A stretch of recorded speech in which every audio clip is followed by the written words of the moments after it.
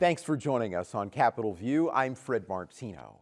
This week, Illinois Governor J.B. Pritzker is fighting to help the state's electric car companies amid a challenging market. A bill would raise the mandatory road test age for older drivers, and why it is so hard to start a childcare center in rural Illinois. Those stories and more this week with Mawa Iqbal of WBEZ and Brenden Moore, Statehouse reporter for Lee Enterprises. Brenden, up front this week, you recently reported on a really challenging lame duck session that could foreshadow more trouble ahead. Tell us more. Yeah, so lawmakers were here last week for a lame duck session, which is basically before the new legislature gets sworn in. Sometimes big legislation can move during that time. That's when the Safety Act was passed a few years ago, the assault weapons ban. This time there wasn't as much big legislation, but there were some fireworks behind the scenes. So there was a bill that would have basically regulated the state's hemp industry. Right now, there are not a lot of regulations. It's not really taxed in the same way as cannabis. You have these products that are kind of in gas stations, corner stores, and kind of these hemp shops that, some of them have some of these same intoxicating effects as cannabis. And so there was a bill that basically would have banned the intoxicating products, except in the cannabis dispensaries that are already regulated by the state. And then it would have put regulations on the rest of the industry.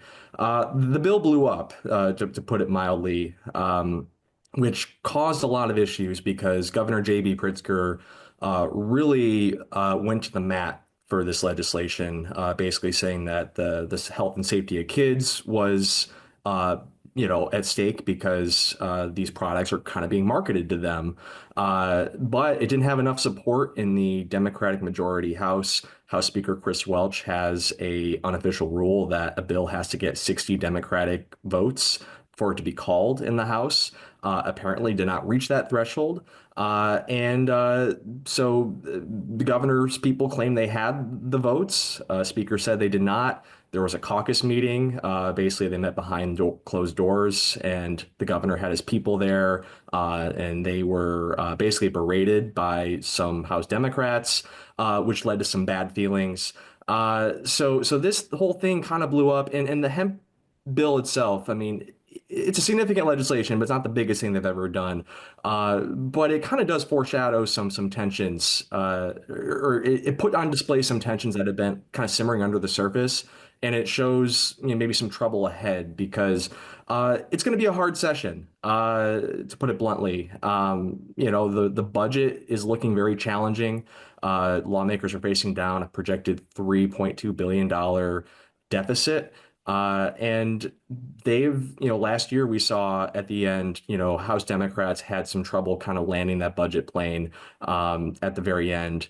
And it's going to get even harder. And so, with some of the dynamics right now in the House, it's going to be very difficult for them to do some big things with a budget crunch. And that goes without saying. I mean, there's been some turmoil with House Democratic staff that have been trying to unionize over the past few years. We've talked about that. But also there's been some turnover at the very top of the speaker's staff. So it's going to be a interesting session to put it one way. And I think it's going to be a challenging one for the Democrats that run Springfield, who, quite frankly, it's easy to kind of paper over some of the tensions that exist when you have money to throw around. And they've had money because of some of the COVID relief funds and some of the economic activity after the pandemic. That's starting to trickle and starting to slow down, and it's not going to be there this time around. So it's going to be a very challenging few months as legislators and the governor try to work around some of these tricky issues. All right. Well, we'll be reading all about it with your great reporting, Brenden, on the activities in Springfield. One of the things that's going to be happening, Mawa, the Secretary of State, is getting behind a bill, very strongly getting behind it, that would allow older drivers to wait until they are 87 to take a mandatory road test. This would put Illinois, if this is approved, in line with many other states that do not require a road test at a younger age. Tell us about this. Yeah, so Alexi Giannoulias is teaming up with the AARP of Illinois to push for this bipartisan measure, which is something I think that's pretty important to note. And it would raise the age for mandatory road tests when renewing a driver's license from 79 to 87. And so currently, in Illinois, if you're someone who is 79 years old, every time you renew your license, you have to take a road test in addition to a vision test and other things that the DMV may require. So it's one of those things where, Alexi had a press conference yesterday and he was talking about how Illinois is currently the only state that requires you to take this mandatory road test solely based on your age. And he was saying that that shouldn't be the case. Senior drivers are some of the safest drivers on our roads. We should be determining people's ability to drive and if they need to take a road test based on their medical condition or their just driving ability. And so essentially with this bill, drivers under 87 would be required to take a vision test and could renew their license every 4 years, whereas people who are 87 and older would have to renew every year and then take that mandatory test. So it's really just, he was with the AARP of Illinois and they were talking about how, it's discriminatory by age to require these older drivers to constantly be taking these tests. And they even pulled up data from the Illinois Department of Transportation. And I looked at that up to yesterday, and it was from 2022 is the most recent crash rate data. And it found that when you break it down by age, those who are 75 and older are actually among some of the lowest crash rates. And so, it's one of those things where the Secretary of State's office feels like we shouldn't be having to make this requirement a thing, make it easier for people to just get their licenses renewed. Another thing that I should note too that was important about this bill is that it would also allow immediate relatives to report any unsafe driving from any older relatives to the Secretary of State's office before, or currently that's not the case. So if you're an immediate relative and you're worried that your, older relative might present a danger to themselves or others on the road, then you can report that to the office. So if this were to pass, all these changes would go into effect in 2026, July 2026. But yeah, that'll be definitely one of those bills that we'll be watching for this spring session. High profile as it directly affects so many people, and will be interesting to watch to see, probably one where we may expect with that bipartisan agreement from some folks that it may pass. Brenden, you recently reported on, speaking of driving, Illinois efforts to support electric vehicle manufacturers in the state. What did you learn about this? Yeah, so we talked about this on the show a lot, I think, over the past few years, but the governor has really made electric vehicles and kind of the components manufacturers a big part of his economic development agenda. He's passed something like the REV Act, which is basically incentives attracting that industry, and obviously some big EV developers, manufacturers have come to Illinois, like Rivian in Normal. So it's created jobs and its economic development, and it helps with the state's climate agenda as well. But obviously, we have a new administration in Washington. President-elect Trump takes office next week, and that has been maybe a little more skeptical of electric vehicles, has kind of promised to roll back some of the initiatives of the Biden administration on EVs, such as the $7,500 tax credit for folks that buy EVs. And another thing that's specific to some of the Illinois manufacturers is some of the federal loans and grants that they've been getting. So Rivian specifically has been promised a $6 billion loan from the federal government to help build their new facility in Georgia. And obviously, they also have plans to expand in Normal as well. But some of President-elect Trump's closest allies have been skeptical of that loan. Vivek Ramaswamy, who was a presidential candidate last year and is now part of this Doge government efficiency commission with Elon Musk, basically said that that would be a loan they look to claw back. Basically calling it, an attack on Musk, who is also the founder and CEO of Tesla. So the governor, I asked him about this last week in Normal. He was there for an unrelated event, but basically said that he was fighting like heck to make sure Rivian got what it was promised from the federal government, that it wouldn't be clawed back by the Trump administration. And same thing with Stellantis, which has its facility up in Belvedere, which they are trying to, or it has been proposed to convert from building internal combustion vehicles to electric vehicle Yeah, manufacturing. and Brenden, for folks who are not familiar, Stellantis, the corporate owner of Chrysler, Dodge, Jeep. So for Yes. folks who are not familiar with that. Yeah, so it's one of the big three automakers, and they've had this plant in Belvedere that closed, but as part of the agreement that ended the United Auto Workers strike last year, they said we'll reopen it and we'll also we'll do EV manufacturing and we'll open a new battery plant right next door. In order to do that, though, and to retrofit this facility, they need some outside help, and the federal government promised a grant that would help them do this. And the governor has said that he feels pretty good about where that's at, along with the Rivian loan. But they're going to be very vigilant about this. We've seen a lot over the past few months of Illinois leaders trying to kind of secure things before the new administration comes in. We saw last week up in Chicago, they announced the agreement to get the money for the red line extension, for the CTA. And so I think that just kind of it's continuing in that kind of vein of this incoming administration may be a bit more hostile to Illinois, a very Democratic state, than the last one, and so the governor is trying to make sure that he's supporting some of the state's big industries, especially electric vehicles in this case. Very important and a crucial part of economic development in Illinois.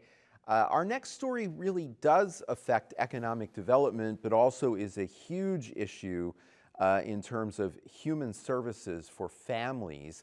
Mawa, Capital News Illinois recently published an investigation about the lack of child care services in rural Illinois. Tell us about the consequences. Yeah, no, I was reading through the article, and it's a really an incredible piece, and I highly recommend everyone check it out. It's a really thoughtful, thorough, well done investigation that where they basically found that, in the last 10 years, Illinois has lost nearly 4,300 childcare providers. So that pretty much adds up to a 33% decline. And it's really, a lot of the hurdles that people face when opening up childcare providers, centers especially in rural Illinois, is just cost, right? And the article opens up with the story of this couple who, was at the bank trying to take out a loan. They put their house on for collateral. They took money out of their retirement savings, and they were able to get this loan and then to get this center opened up. But it's just, the investigation goes in and it talks about some of the regulatory hurdles and bureaucratic red tape that a lot of people end up encountering when they're trying to open up these centers. And that's a big reason why you'll see a lot of these centers disappearing. Another reason is because, in 2019, Governor Pritzker did acknowledge that providers in rural Illinois, downstate Illinois, were closing at an alarming rate that was kind of outpacing the rate of children that would need to be placed in these homes. So like the birth rate of young children. So in response, the state did increase its payments to providers, the statewide payments, just to keep the lights on.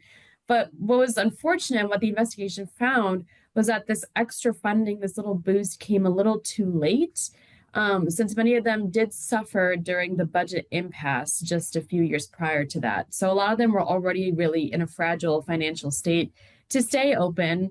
And then, of course, as we know, in 2020, so just a year later, the pandemic hit. And so a lot of them had no other option but to close. And so, in the investigation, they talk about how, there has since been increased state and federal funding to ensure that these closures will not happen. And while that has now slowed slightly, Illinois still has lost roughly 1,300 providers since Pritzker took office. And so, they go in and talk about how launching a childcare center, even in rural areas, can cost upwards of $1 million. And so because of all this, a lot of these applications to open these centers are delayed. And so it's one of those things where, it could take some more lobbying of lawmakers to see if there's more state funding to go around. But of course, as Brenden mentioned earlier in the program, the legislature is facing down a huge fiscal cliff. So I think there will be a lot of different groups sort of vying for attention to get their initiatives funded this spring. Yes, absolutely. We will be watching and an incredibly, as you pointed out, in-depth piece. Very important issue. We move to another one now that I was surprised to see. Brenden, we talk a lot about ethics and alleged ethics violations, but much more rarely do we talk about actual penalties. We have one this week. A $150,000 fine is being levied against a former Pritzker administration official. Tell us more. Yeah, Fred. So during the pandemic, besides Governor Pritzker himself, there was probably no more visible person than Dr. Ngozi Ezike, who was the director of the Illinois Department of Public Health. She was at the briefings every single day, basically giving the numbers and information in both English and Spanish, and kind of became a mini celebrity. She left the state in 2022 to go work for Sinai Chicago Health System, which is health system up in the city, and she left. The window between when she left the state and started that job was a few months, which violated the state's revolving door ethics law, which basically requires that if you work for an agency that has contracts worth more than $25,000 with a private sector employer, you can't go to work there for a year. And she did. This health system had contracts with the state, with IDPH, totaling about $4.2 million. So it was not a small number. Dr. Ezike says she did not knowingly violate the ethics law. She thought that she was cleared to take the job, and she consulted with an attorney and ethics officer, and but clearly by the letter of the law, she did violate it. So she settled and was levied a $150,000 fine, which is actually a lot lower than than the state could have levied against her. But it's just an example of it's something we don't see very often, as you said, Fred.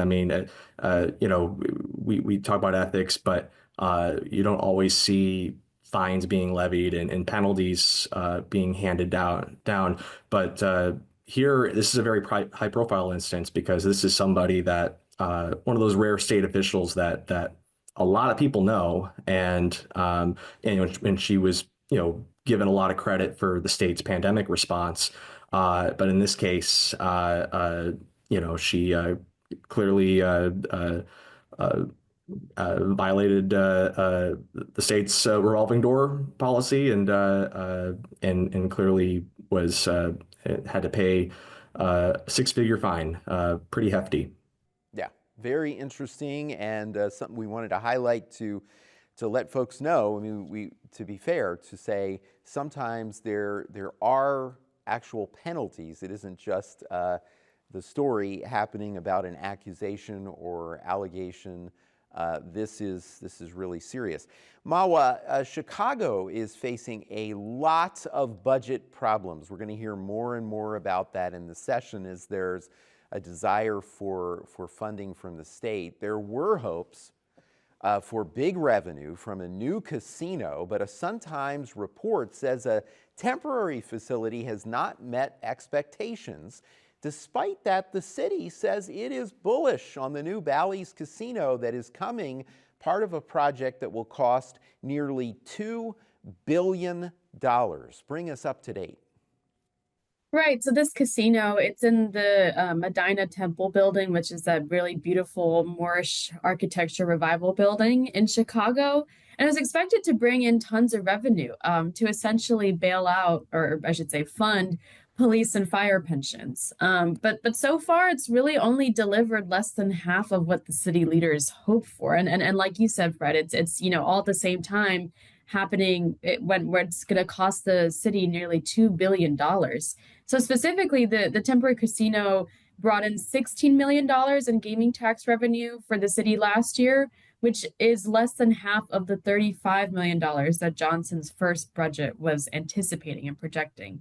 But it's interesting because his administration is still defending this venture. So you have the CFO, Jill Jaworski, arguing that the Bally's full potential can only be reached and measured once the company builds the permanent location, which will be in River West.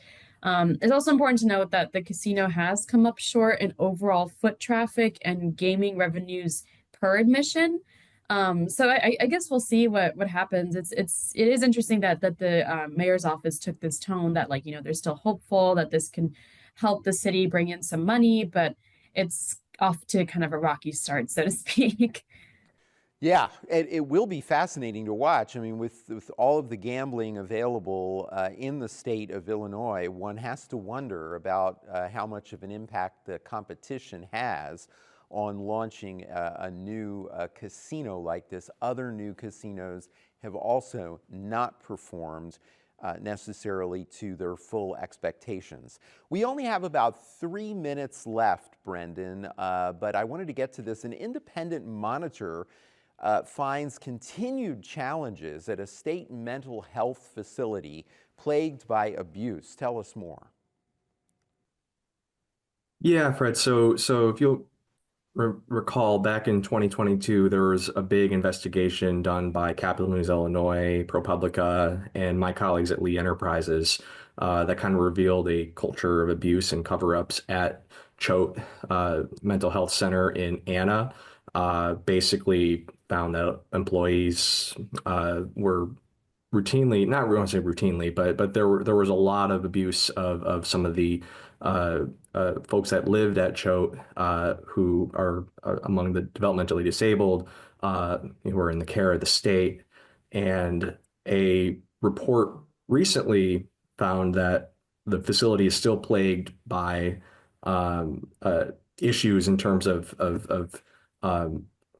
or I should say, the state's remedy for some of those issues is not really moving quickly enough. So the governor basically announced a plan to transfer some of these folks out of this facility, and they have started to do that.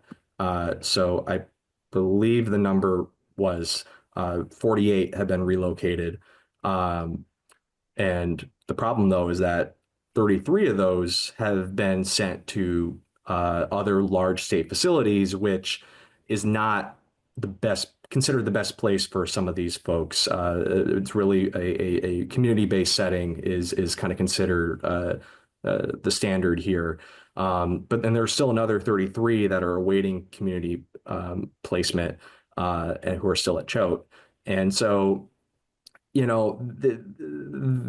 have been a lot of longstanding issues with some of these state facilities. They've been chronically underfunded.